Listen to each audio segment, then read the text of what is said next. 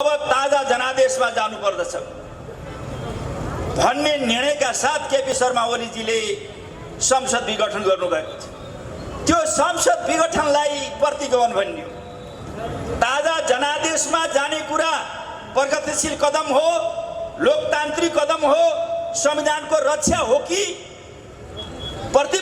आफ्नो प्रधानमन्त्रीलाई ढालेर प्रतिपक्षको आफ्नो दुश्मनलाई प्रधानमन्त्री बोकेर हिँड्ने, प्रधानमन्त्री बनाउनको लागि सिग्नेचर गर्न हिँड्ने प्रवृत्ति, त्यो चाहिँ प्रगतिशील हो।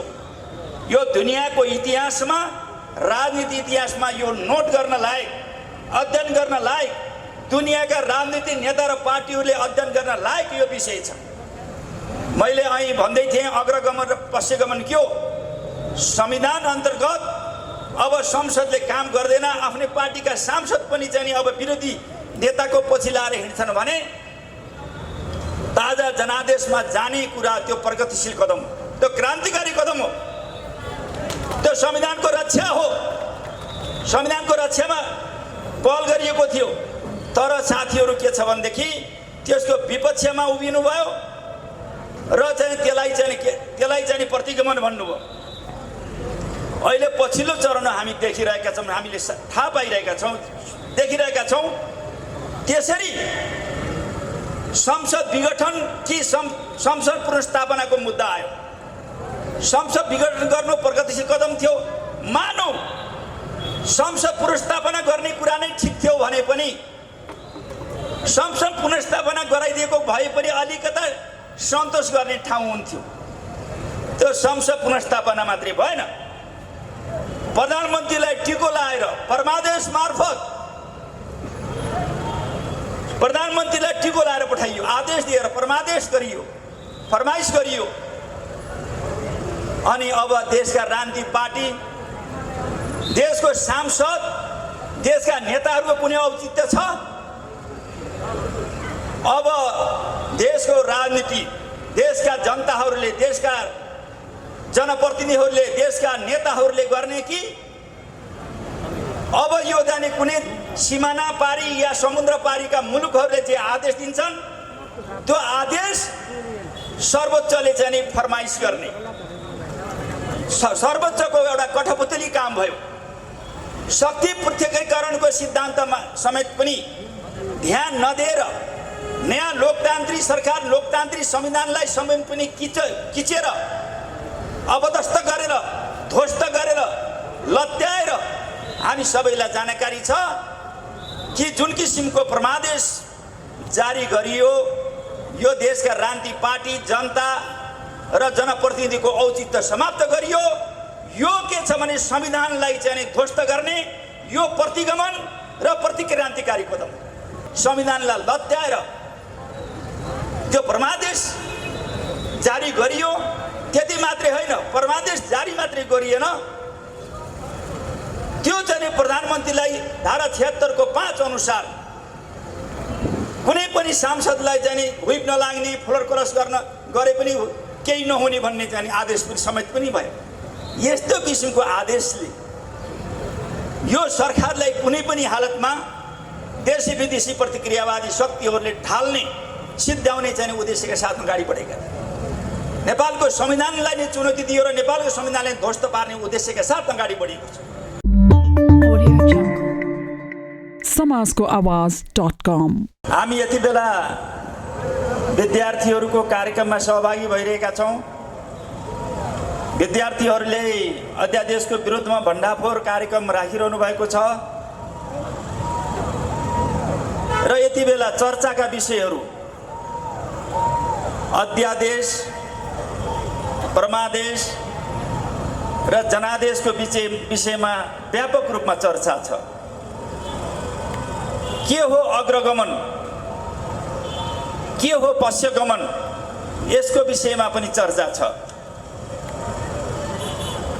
र यो कम्युनिस्ट आन्दोलनमा, कम्युनिस्ट पार्टीमा विभाजन ल्याउने प्रकारका कामहरू किन भइरहन्छन्, यो पनि अध्ययन गर्ने विषयहरू छ।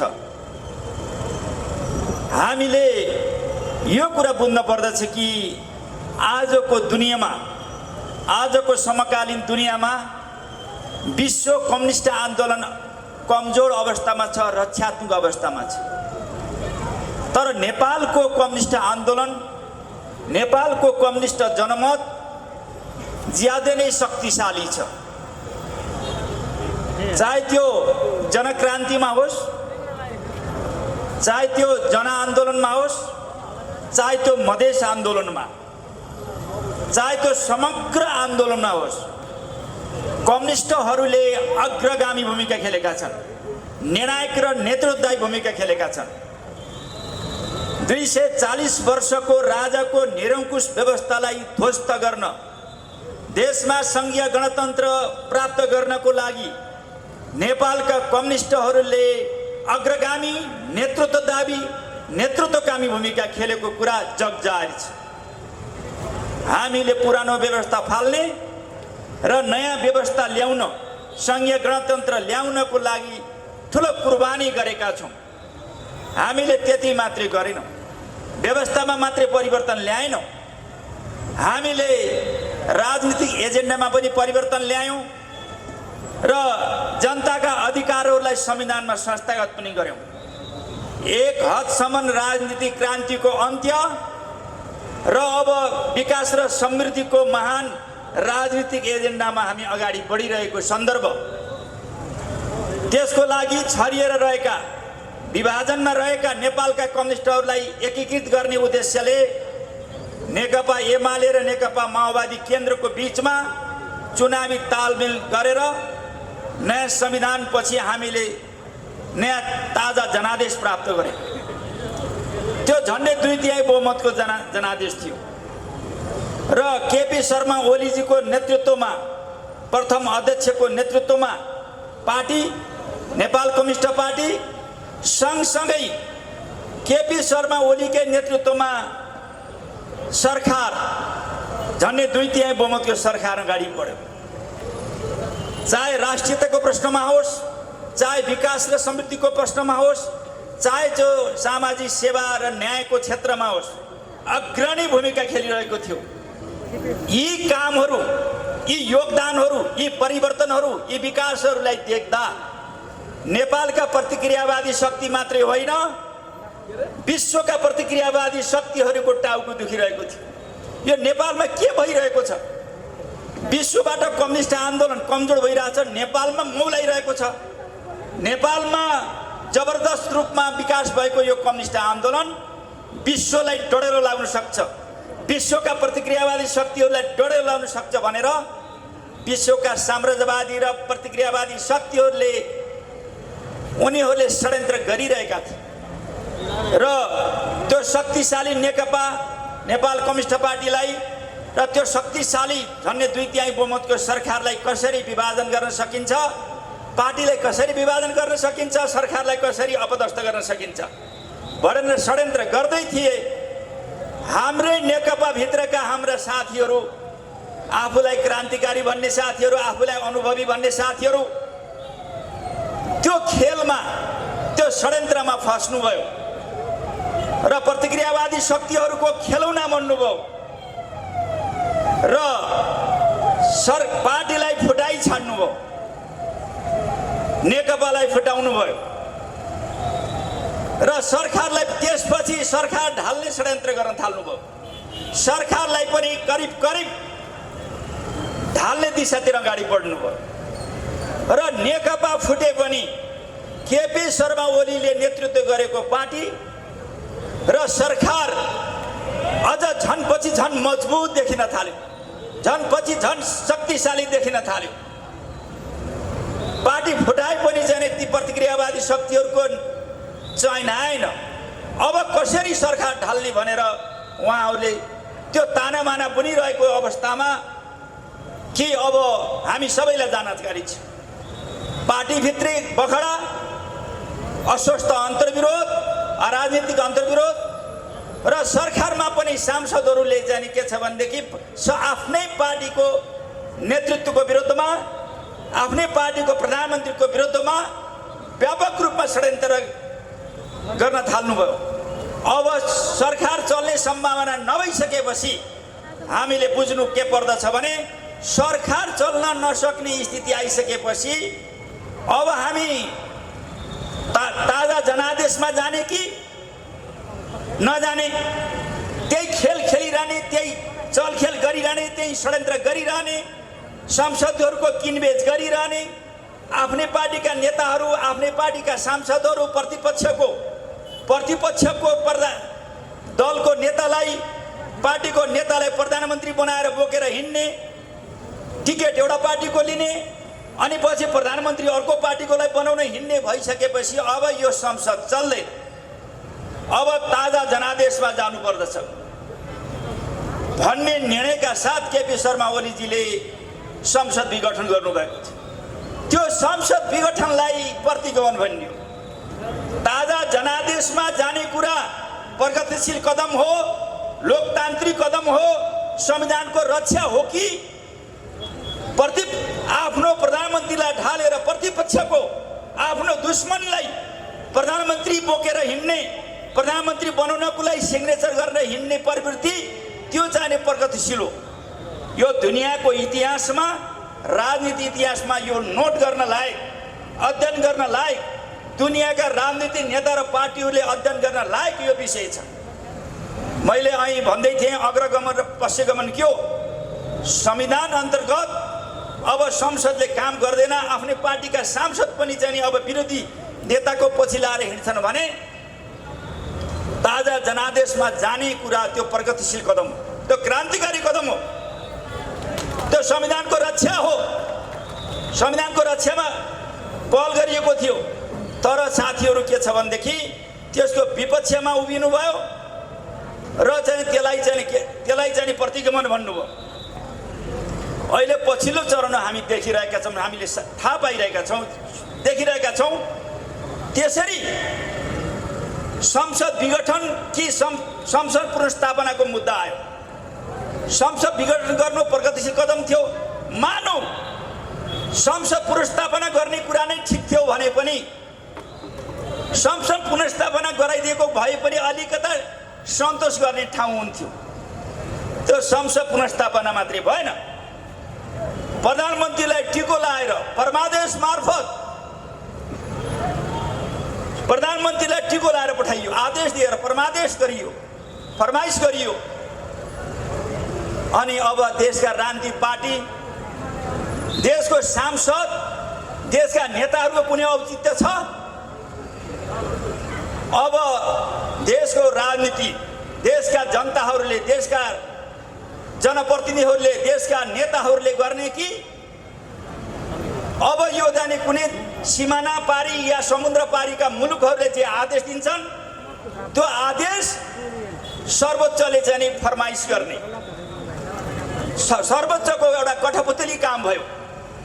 शक्ति पृथकीकरणको सिद्धान्तमा समेत पनि ध्यान नदिएर नयाँ लोकतान्त्रिक सरकार, लोकतान्त्रिक संविधानलाई समेत पनि किचेर अबदस्त गरेर, ध्वस्त गरेर, लत्याएर हामी सबैलाई जानकारी छ कि जुन किसिमको परमादेश जारी गरियो, यो देशका राजनीतिक पार्टी, जनता र जनप्रतिनिधिको औचित्य समाप्त गरियो।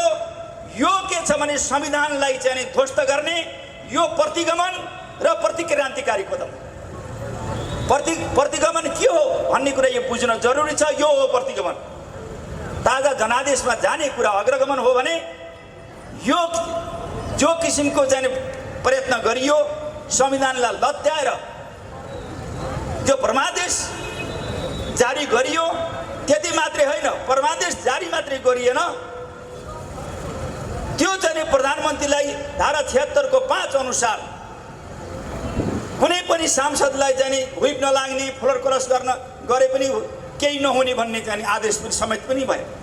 यस्तो किसिमको आदेशले यो सरकारलाई कुनै पनि हालतमा देशी विदेशी प्रतिक्रियावादी शक्तिहरूले ढाल्ने, सिद्ध्याउने चाहिँ उद्देश्यका साथ अगाडि बढेका थिए। नेपालको संविधानलाई नै चुनौती दियो र नेपालको संविधानलाई ध्वस्त पार्ने उद्देश्यका साथ अगाडि बढेको छ।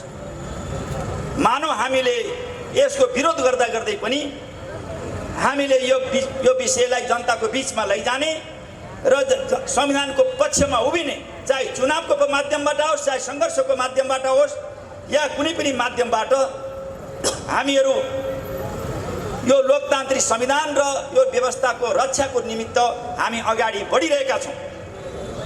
जहाँसम्म अर्को यससँग जोडिएको विषय छ, यो पछिल्लो चरणमा आएको अध्यादेश संसद चलिरहेको छ, संसद निरन्तर चलिरहेको छ।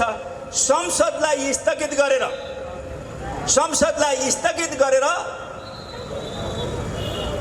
अब यो के अरे संसदलाई स्थगित गरेर अध्यादेश जो ल्याउने काम गरियो, पुनः अध्यादेश ल्याउने काम गरियो। यो जुन किसिमको पहिला परमादेश जारी गरियो थियो त्यसको निरन्तरतामा यो प्रतिगमन र प्रतिक्रान्तिकारीको जो अर्को नमुना त्यहाँ स्थापित भएको छ। अर्को प्रतिक्रान्ति अथवा प्रतिगमन हो यो अध्यादेश। संसदलाई स्थगित गरेर संसदहरूको चाहिँ औचित्य समाप्त गरेर अध्यादेश मार्फत चाहिँ जुन किसिमको अब पार्टी सम्बन्धी नीति आयो त्यसमा पनि 40% पार्टीमा र सांसदमा हुनुपर्ने जो हैसियत चाहिनुपर्ने थियो, अब त्यसलाई त 20% ल्याइयो। 20% ल्याउनुको मतलब के हुन्छ भने त्यो पनि पार्टी वा सांसदमा एउटामा मात्र 20%लाई पार्टी फुटाउन सक्ने। यो केवल नेकपा पहिला नेपाल कम्युनिस्ट पार्टीलाई फुटालियो, त्यसपछि सरकारलाई ढाल्ने काम गर्यो राजनीतिक र असंवैधानिक तरिकाले परमादेश मार्फत।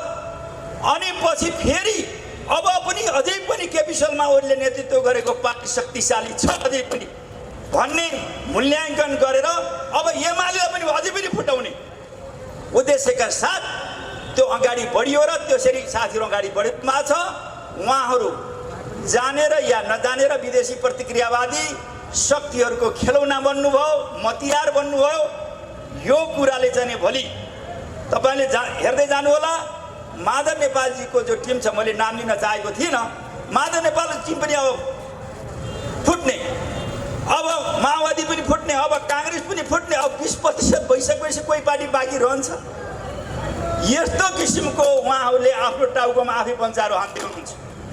तर नेकपा एमाले झन् पछि यी सबै प्रकारका षड्यन्त्रको विरुद्धमा, चाहे त्यो सदनमा होस्, चाहे सडकमा होस्, चाहे जनताको बिचमा होस्, एकीकृत र केन्द्रित हुने, ध्रुवीकृत हुने कुरामा कुनै प्रकारको कमी राख्ने छैन, कुनै प्रकारको चाहिँ कमी रहने छैन।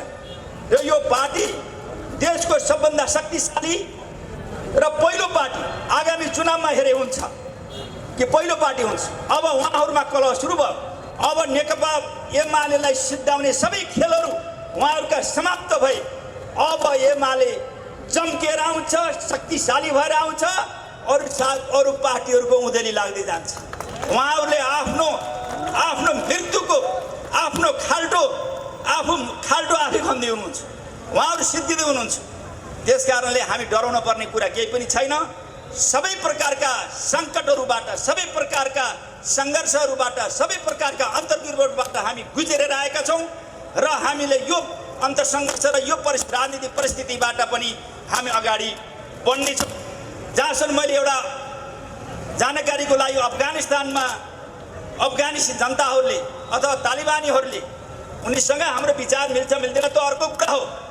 तर अमेरिकाले चाहिँ जुन अफगानिस्तानमा वर्षौँदेखि खरबौँको डलर खर्च गरेर, धनराशि खर्च गरेर, साधन स्रोत हतियार खर्च गरेर लगानी गरेर जुन किसिमको त्यहाँको जनताको विरुद्धमा लडिरहेको थियो, विदेशीहरूको बुई चढेर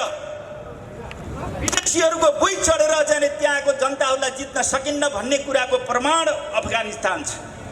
कुनै पनि शक्तिशाली साम्राज्यवादी र सुविधा सम्पन्न राष्ट्रहरूले पनि त्यो चाहिँ कुनै पनि देशको सत्ता टिकाउन सक्दैनन्। हाम्रो देशको चाहिँ जुन राजनीतिक पार्टीहरू र व्यवस्थाको कुरा छ, हामीले लडेर ल्याएको, हामीले त्याग तपस्या गरेर ल्याएको जुन संविधान र हाम्रो लोकतान्त्रिक व्यवस्था छ, सङ्घीय गणतान्त्रिक व्यवस्था छ, यसको पक्षमा कुनै पनि विदेशी ताकतले, कुनै पनि प्रतिक्रियावादी शक्तिहरूले यसलाई धराशायी पार्न सक्ने छैनन्। हाम्रो जित सुनिश्चित छ हामी जितेरै छाड्छौँ, हामी अगाडि बढेरै छाड्छौँ। त्यसको लागि देशव्यापी रूपमा हामीले आवश्यक पर्यो भने एउटा आन्दोलनको आँधीबेहरी सृष्टि गर्नेछौँ र हामीले जनतालाई गोलबन्द गरेर, चाहे त्यो सङ्घर्षबाट होस् चाहे त्यो ब्यालेटबाट होस्, हामीले हाम्रा दुश्मन शक्तिहरूलाई, हाम्रा विरोधीहरूलाई परास्त गरेर छान्नेछौँ भन्ने शुभकामना दिँदै म अनिराज सेवीले राखेको यो कार्यक्रम यो सुरुवात मात्रै हो। अब क्रमशः चाहिँ नि अब हाम्रो कदमहरू, हाम्रो कार्यक्रमहरू, विभिन्न प्रकृतिका कार्यक्रमहरू हाम्रो अगाडि बढ्नेछन् र ती कार्यक्रममा सबै साथीहरू, सबै जनसमुदायहरू यी कार्यक्रममा तदारुका साथ अगाडि बढ्नुहुनेछ, सहभागी हुनुहुनेछ। यो आजको चुनौती भने राष्ट्र र जनताको विकास र समृद्धिको कुरा हो र देशको संविधानको रक्षाको कुरा हो र लोकतान्त्रिक व्यवस्थाको रक्षाको कुरा हो र त्यसको विकासको कुरा हो।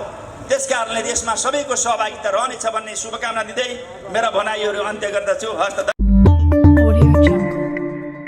समाजको आवाज.com